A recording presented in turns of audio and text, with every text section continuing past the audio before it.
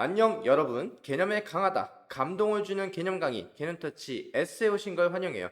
오늘은 여러분과 함께 전자기력과 전동기의 원리에 대해 알아볼게요. 우측 하단 로고를 눌러 구독해 줍시다. 그럼 시작해 볼게요.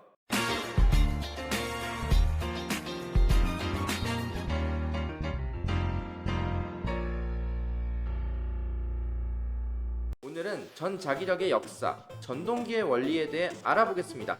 지난 시간 자기력을 연구한 학자 두 명을 배웠습니다. 한스 크리스티안 웨르스테드와 앙드레 마리 앙페르입니다.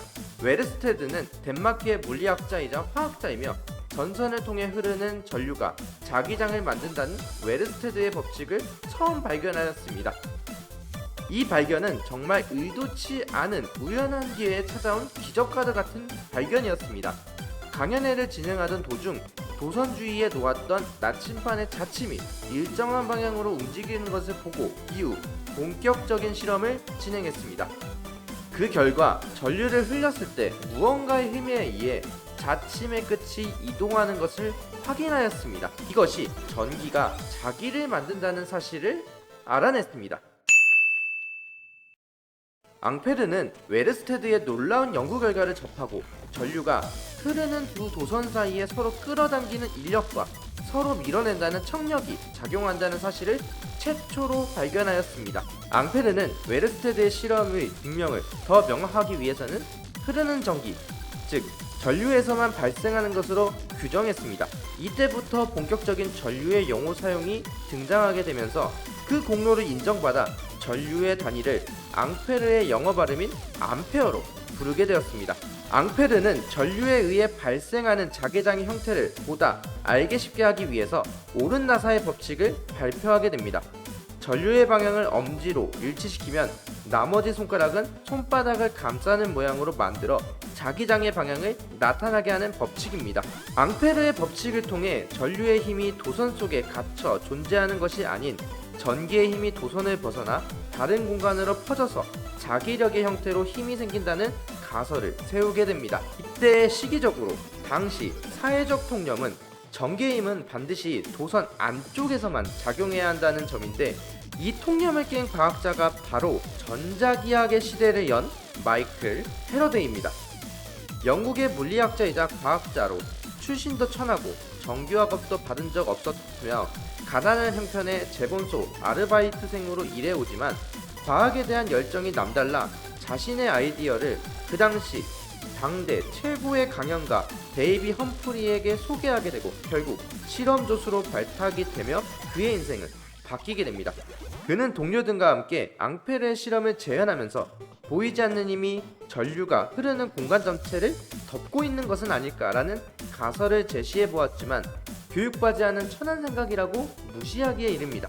패러데이는 포기하지 않고 전류에 대한 자기 현상을 연구하였으며 자석 근처에 전류를 보냄으로써 전기학 최초의 전기를 이용한 동력 장치를 만들게 되었습니다. 그래서 이를 통해 패러데이의 법칙을 발견해내게 되며 오늘날 전자기 유도 법칙으로 불리는 놀라운 법칙을 발견하게 됩니다. 이 영상은 전자기 유도 현상의 간단한 실험을 나타낸 영상입니다.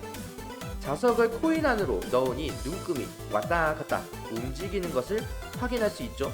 또한 패러데이는 전기학의 대중화를 위해 폴스9을 이용하여 전기력과 자기력을 눈에 보이는 형태로 효과적으로 설명하였습니다.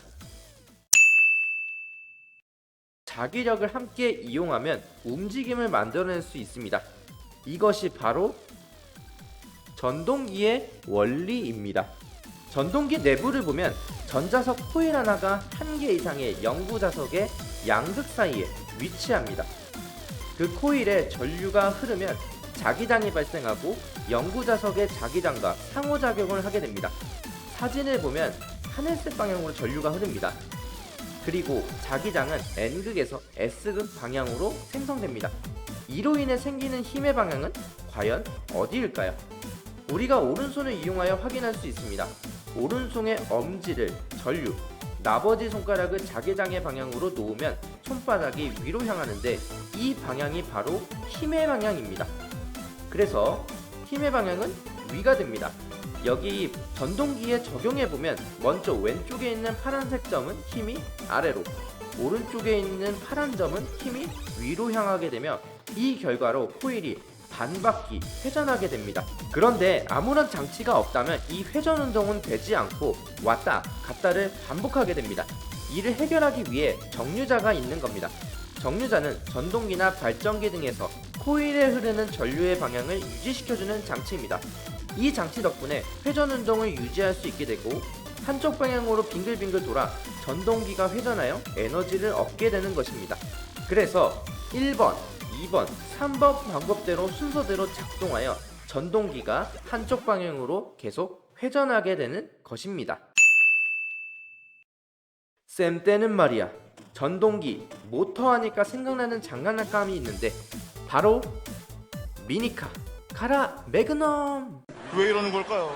애니메이션 작품에 미니카가 등장하면서 다들 문구점으로 가서 사서 조립하고 문구점 앞에 또 트랙이 있어서 쓱 올려다보고 잘 돌아가는지 확인하고 그러다 또 모터 태우고 망가뜨리고 했던 기억이, 요즘은 키덜트 영역으로 확장되어 국제적으로 미니카 대회도 개최되고 있습니다. 모터는 요즘 시대에 없어서는 안 될 존재입니다. 냉장고, 세탁기, 선풍기, 청소기 등 다양한 제품에서 모터가 사용되고 있습니다. 자석부터 전동기까지 과학의 발전으로 많은 것을 이루어냈습니다. 우리 생활에 있어 전자제품은 없어서는 안 될 존재입니다. 그만큼 에너지 절약하며 사용해야겠죠? 오늘 유익한 시간 보냈나요? 유익했다면 구독, 좋아요, 알림 설정까지 부탁드릴게요. 감사합니다. 기능투치 S였습니다. 다음에 또 봐요. 안녕.